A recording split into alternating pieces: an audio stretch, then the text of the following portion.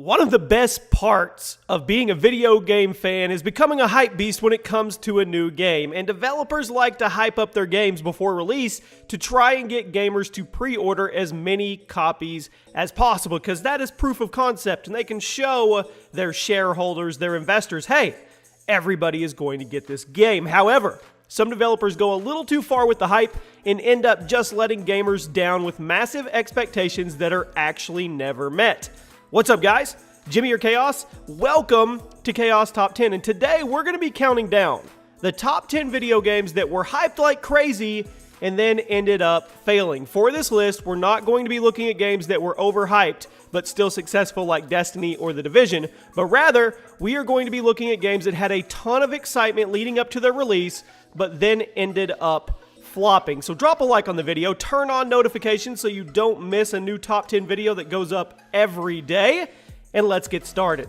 At number 10, we have Tony Hawk Ride, and I know there are some die-hard Tony Hawk fans, and this one kicking off our list is a failure from the Tony Hawk series. Some of you may not even remember this one, but the Tony Hawk games used to be awesome, from the Pro Skater series to Tony Hawk Underground 1 and 2, and even some of the later ones like Proving Ground and American Wasteland. Tony Hawk games were rad, if you want to use that word, back in the day when people used that word, but Tony Hawk Ride was supposed to change everything with a new skateboard controller that allowed you to get more into the action. So what went wrong? Well, for starters, the board controller didn't even work. Tons of boards refused to calibrate with the console, and the boards didn't calibrate didn't even work that well. And even if you managed to get the board working perfectly, the game itself wasn't very good. Tony Hawk Ride ended up being the worst selling of the Tony Hawk franchise and started a downward spiral for that entire series that we are still seeing today.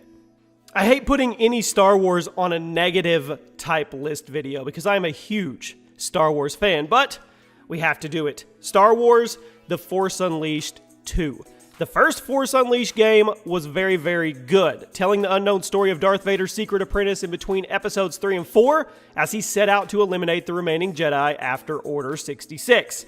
The game allowed players to master the Force and determine if Vader's apprentice would follow in his master's footsteps or if he would shift over to the light side of the Force.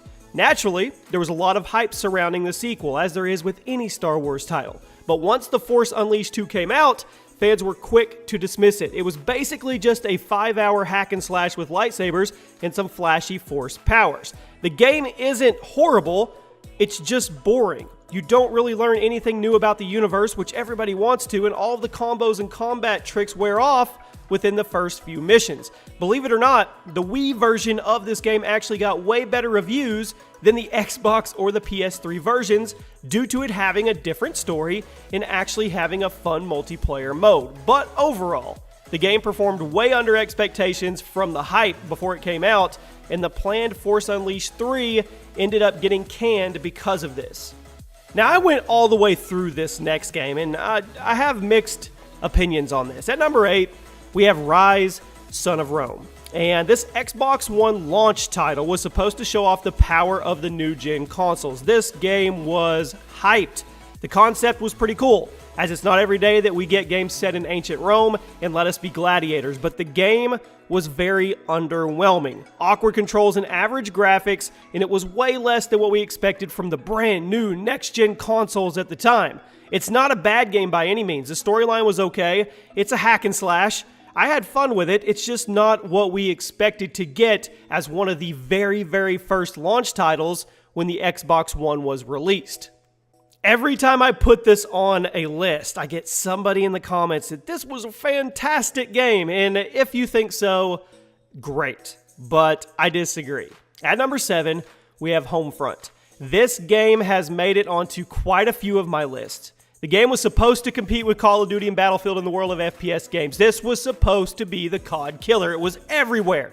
It was going to take down the Call of Duty franchise, but was definitely not what we were expecting when we got our hands on it. Although the story was pretty interesting, the actual gameplay of the campaign, to me, was lame and uninteresting. Due to the campaign being underwhelming, many players didn't even give multiplayer a chance, which is a shame because the multiplayer wasn't horrible. Some people actually liked it. Regardless, HOMEFRONT was a failure. It did eventually get a sequel, HOMEFRONT: The Revolution, but this was received even worse than the first one, and it's not likely that we are going to get another installment in the HOMEFRONT franchise.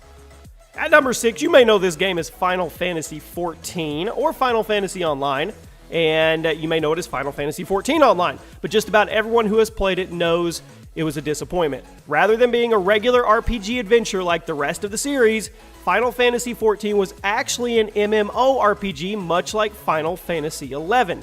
But the main difference between 11 and 14 was that 14 was really, really bad. Much like other games on this list, the concept had so much promise, the hype was there pre-launch, and it just was not delivered on the final product. One review from oneup.com said it was like playing with a toy in a plastic bag. It can be fun for a while and you get the general idea, but you can't appreciate the full experience. The game was also heavily criticized for being buggy and clearly unfinished, which a lot of these titles are. GameSpy was particularly critical and said it was unlikely to ever be fun. We always talk about the COD killers. What about the Halo killers? At number 5, we have Haze, and we've seen this on a few of my videos as well, and it was marketed as the Halo killer. It was supposed to be PlayStation's answer to Halo and Gears of War, and was finally going to give PlayStation gamers their own awesome exclusive shooter. What PS3 gamers ended up getting, however, was a lame generic sci-fi shooter with nothing original and interesting to offer. Haze sold way under expectations, and the servers have been offline for years, and I doubt we will ever see a sequel to this franchise. This may have been the most hyped game on this list, even though it comes in at number 4. Aliens, Colonial Marines. This game was supposed to be amazing. Colonial Marines is one of the most hyped games of the 21st century, but also one of the most controversial games of the 21st century.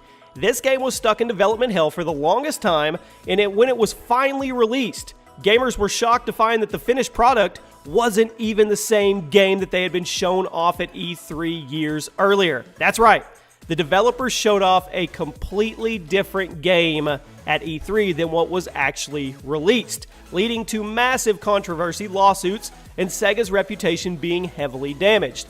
The game shown off looked amazing, of course it did, blending survival horror with FPS action. So how was the game that was shown off not the game we got? Well, it wasn't. It was horrible, and it was often cited as one of the worst games ever released. Thankfully, Alien Isolation was able to make up for this horrible Aliens outing. Drop a like if you were hyped and then disappointed for this next installment. At number 3, Duke Nukem Forever. Probably the longest development hell cycle in gaming history. Duke Nukem Forever was released in 2011 and was in the works, are you ready? For 15 years. After being shifted from console to console, work being handed back and forth between 5 different developing teams, and seeing an entire generation of systems go by, Duke Nukem Forever released buggy as hell, with ugly graphics, unfunny jokes, and some of the longest loading screens ever in video game history. Ever wonder why you haven't seen a Duke Nukem game in a while? Well, it's because Duke Nukem Forever is one of the worst games ever released, period. Maybe we'll get a remaster of one of the classic Duke games sometime, which were amazing, but it's unlikely we'll ever get another original Duke Nukem game thanks to this piece of crap. Thanks a lot. Oh, Sonic. At number 2, we have Sonic the Hedgehog 2006. And how far Sonic has fallen since his glory days. There was a time where it was Sonic versus Mario. Intended to bring Sonic into the next generation of consoles and reboot the series for his 15th birthday, Sonic the Hedgehog was released for Xbox 360 and PlayStation 3 in 2006 after a long series of development issues and was met with some of the worst reviews ever. And it was for good reason. The game sucks. It had horrible graphics, a dumb story, a creepy love subplot, terrible physics, tons of bugs, and insanely long loading screens every 5 minutes or less. Sonic 06 is a perfect example of how not to make a Sonic game. Really, it's the perfect example of how not to make a video game, period. Sonic 06 is one of the worst selling titles in the series and started a long downhill period for the Blue Speedster that he is still trying to recover from to this day. Okay, don't worry, I got this one right this time, okay? At number 1, No Man's Sky. Come on, most of you knew this was coming. Is No Man's Sky a bad game? No, not at all. But it is a game we thought we were buying? No, not at all. This game was just one giant package of developer lies. From the promise of an amazing center of the universe to the promise of being able to find other players in the world, No Man's Sky is probably the most hyped game in recent years, and it didn't even come close to meeting any of those expectations. It's one thing to hype up your game before release. That's expected, but it's another to just flat out lie to gamers about it. Come on, guys. Don't do this again if you ever make another game. There you have it, my friends. 10 super overhyped games that failed. Hopefully you guys enjoyed. Check out the playlist below for all the other top 10s that go up. You can let me know what top 10s you'd like to see made in the future. And be sure to subscribe and drop a like on the video. I'll see you guys on the next video.